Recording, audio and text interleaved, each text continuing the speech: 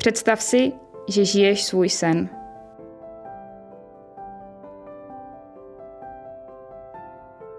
Žiješ ve své vysněné zemi, máš dobrou práci a kolem sebe kamarády.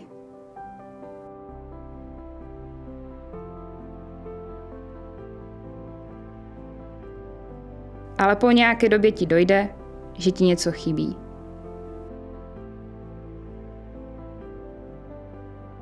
Tvůj domov.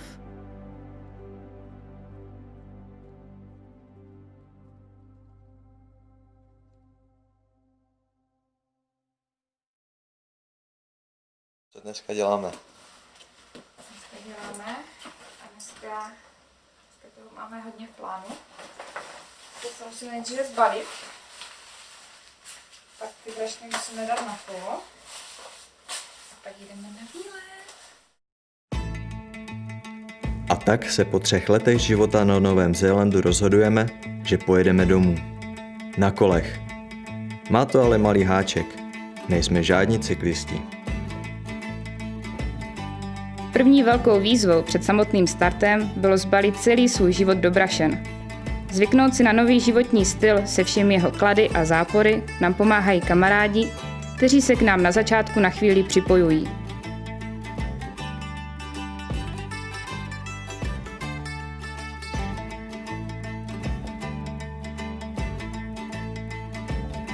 A dál už je to jen na nás. Míříme na sever, do města Auckland.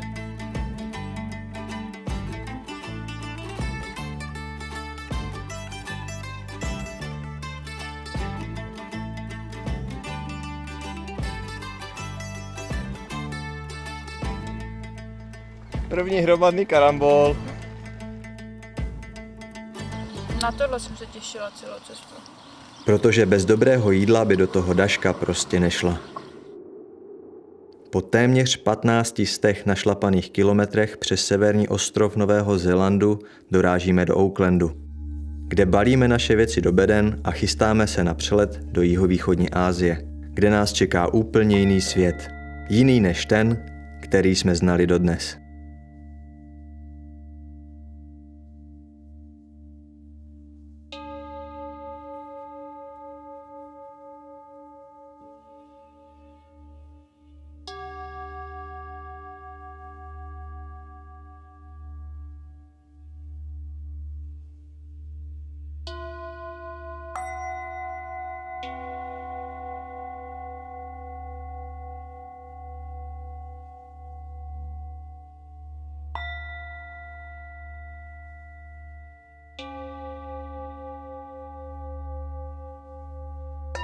Neznáme řeč, neumíme číst. Trápí nás tropické klima a prudká stoupání. Znovu se učíme plánovat cestu, hledat ubytování a schánět jídlo. Tlačíme 4 hodiny kolo do kopce, nebo já teda, ty si něco jí vyšlapal. Jenom proto, aby jsme se tady postavili, jste viděli mluvu. Naštěstí se brzy zorientujeme a víme, že co jde nahoru, musí i dolů.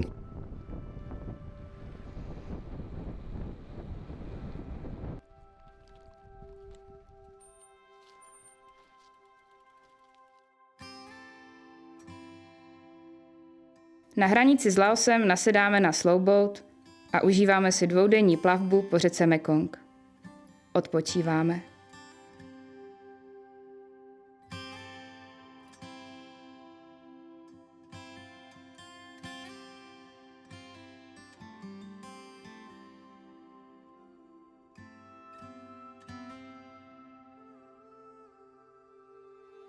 Také cestou navazujeme nová přátelství a podnikáme společná dobrodružství.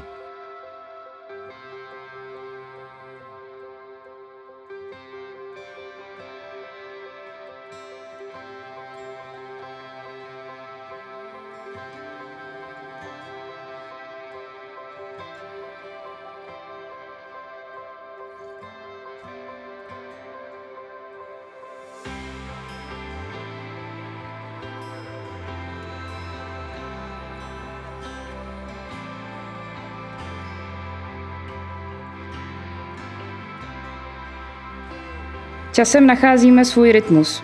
Víme, kde si rozdělat stan, jak hodně nafouknout karimatku a kde sehnat dobré kafe.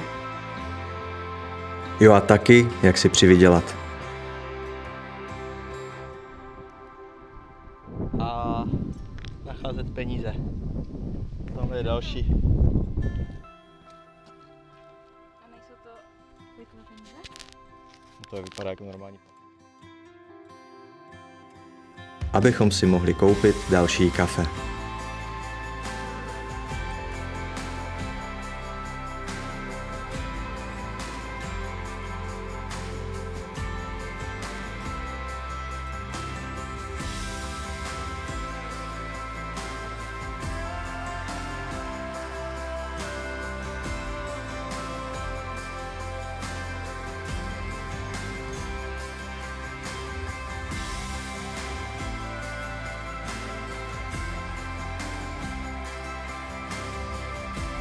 Po 3 měsících v jihovýchodní Asii začínáme cítit únavu.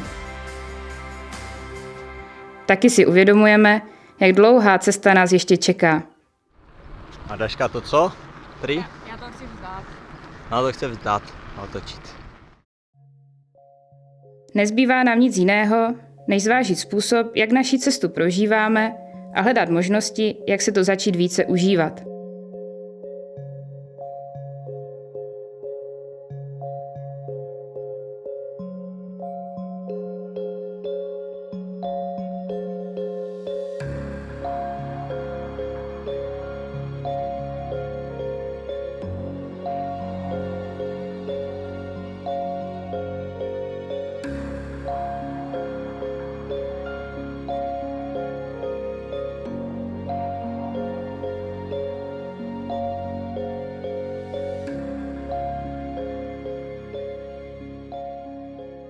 Jedním ze způsobů překonávání krize je kontakt s místními a ostatními cestovateli, kteří umí anglicky. Nezdáváme se a pokračujeme dále za naší další vysněnou zemí. Where are you going? I don't know.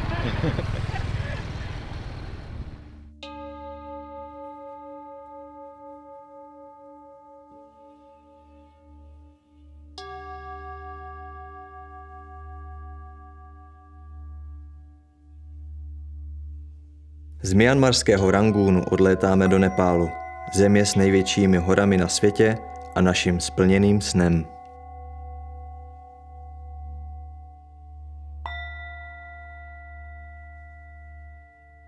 Nepál nás překvapuje svou surovostí, hlukem, prachem a rozmanitostí. Nevíme, jestli ho milujeme nebo nenávidíme. Ve skrytu duše jsme ale opravdu šťastní, jen si musíme trochu zvyknout.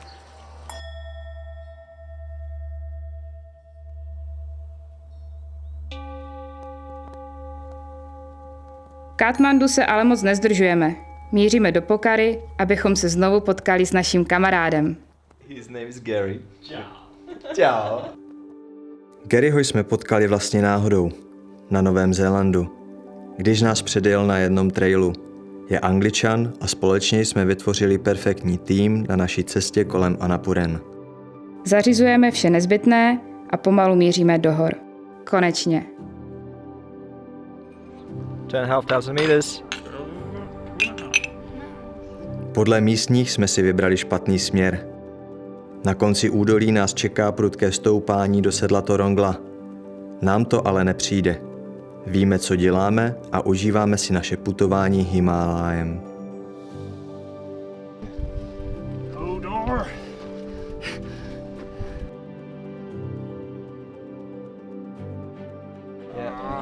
Gary the steampunk machine. Yeah. Společnými silami to zvládneme až do sedla. 5416 metrů nad mořem. Teď už můžeme domů.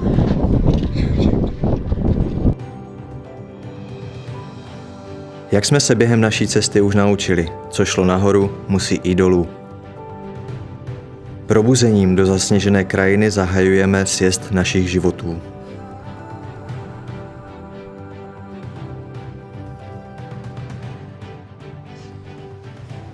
one of the best days of cycling. Oh, yeah. Happy birthday to you. Happy birthday dear. A celé tohle himalajské dobrodružství zakončujeme oslavou mých narozenin.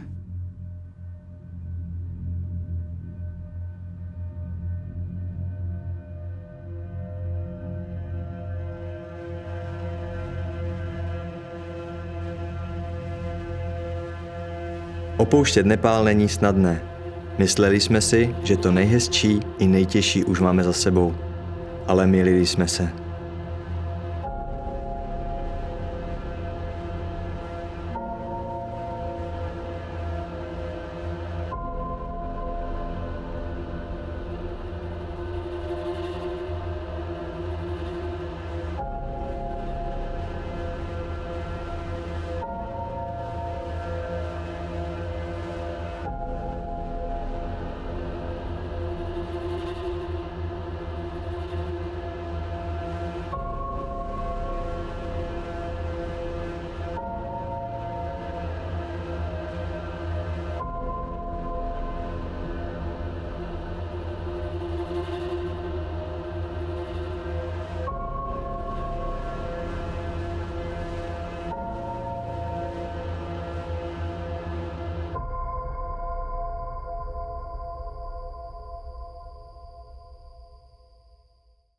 Salam alaikum.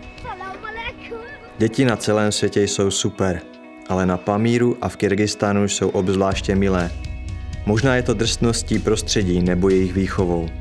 Každopádně se v zemích střední Asie cítíme skoro jako doma a cesta nám příjemně utíká.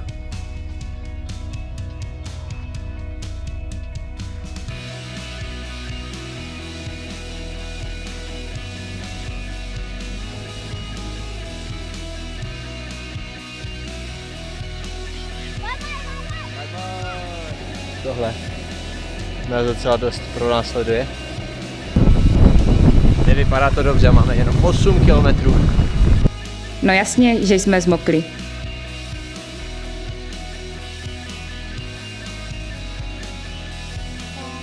V kyrgyzském Narinu se učíme vařit tradiční pokrm langman a po 4denním přejezdu pohoří Tian Shan se blížíme poslední zemi centrální Asie – Kazachstánu.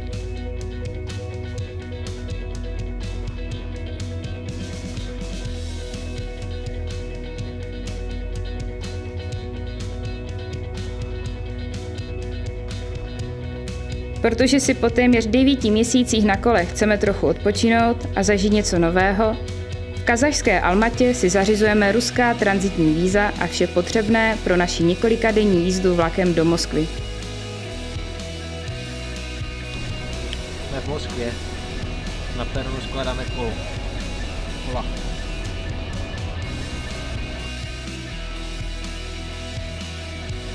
A díky Warm Showers v Moskvě trávíme jeden den s Ivanem, naším hostitelem, který nám ukazuje památky města. Jej. Jsme v Evropě a bylo to úplně jednoduché. My jsme jim dali pas, oni udělali takové to jako a máme víza.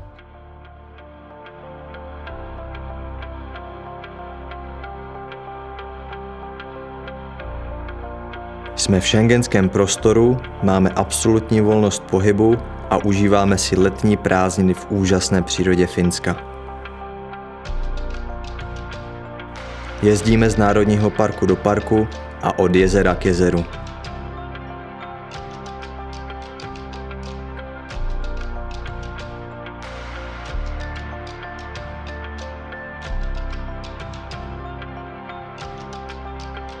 Některá jsou tak velká, že přes ně kyvadlově jezdí trajekty.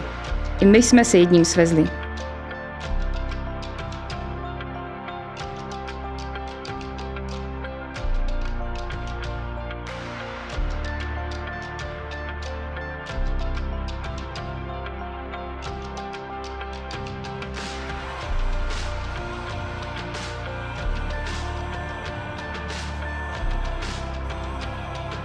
Ve Finsku k nocování převážně využíváme lávu. To jsou takové milé dřevěné přístřešky rozeseté na území severní Evropy.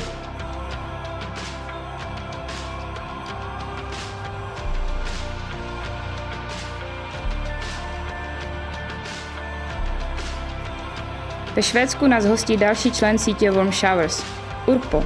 Je to fanda do velomobilů a nechává nás se v nich projet. Pak jedeme dál.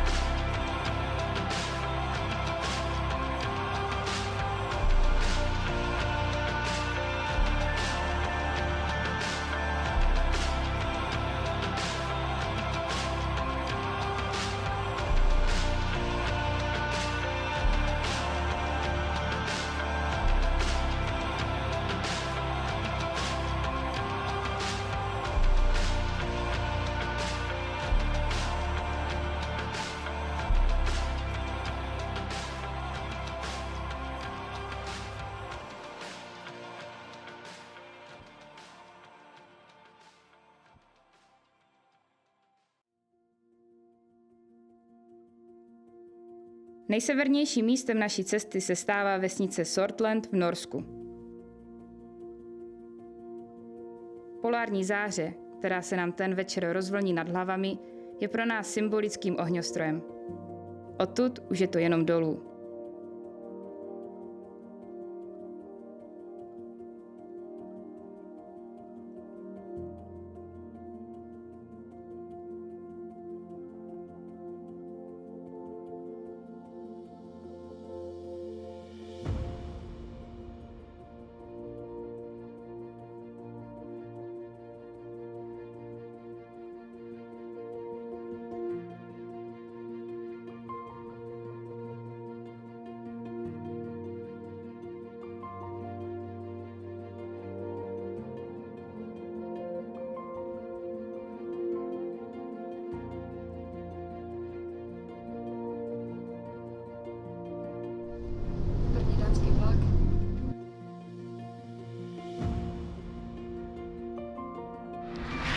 Guten Tag. Vítejte v Německu. Je to značka? Není. Nevadí.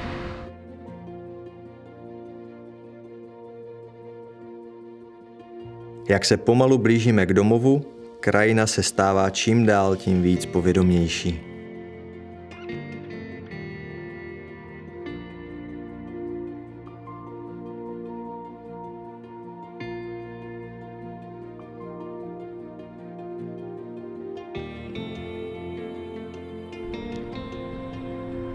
A jsme tu skoro 400 metrů do Česka.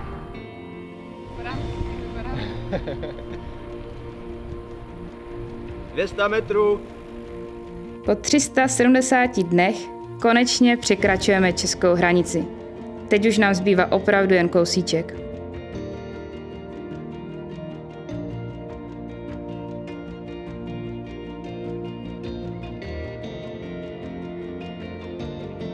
Kola, brašny i naše vybavení už dostali pořádně zabrat. Ale ten kousek to snad ještě vydrží. Pomalu projíždíme Českem směrem na východ. Objevujeme pro nás doposud zcela nová místa. A potkáváme nové kamarády, kteří jsou stejní nadšenci jako my dva.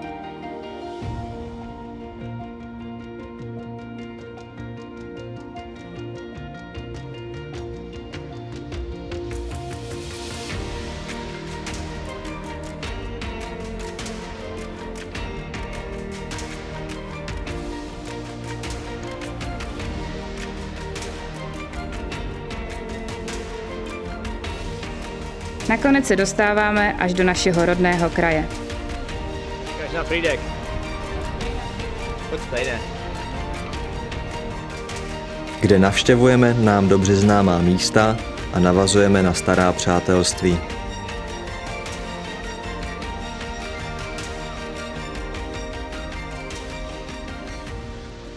Pak už chybí jen ten poslední kopec. Lysá.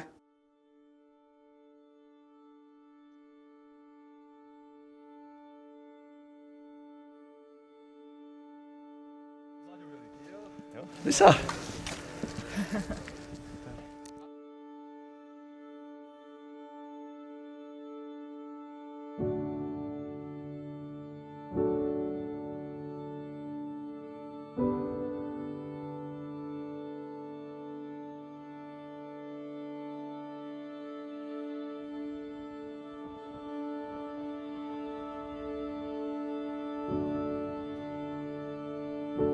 poslední sjezd. Domů.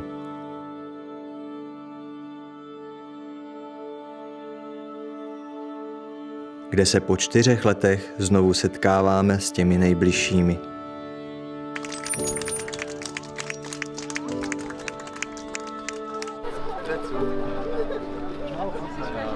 Šampus.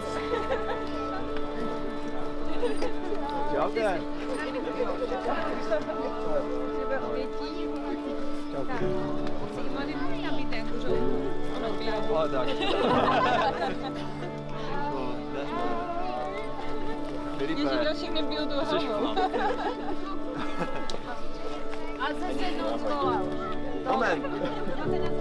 Sačko, kolo jim zabav. Vyfouknout. Lentilky zahodit. Tak na zdraví. Tak děkuji. Na vaše. Děkujem. Na zdraví.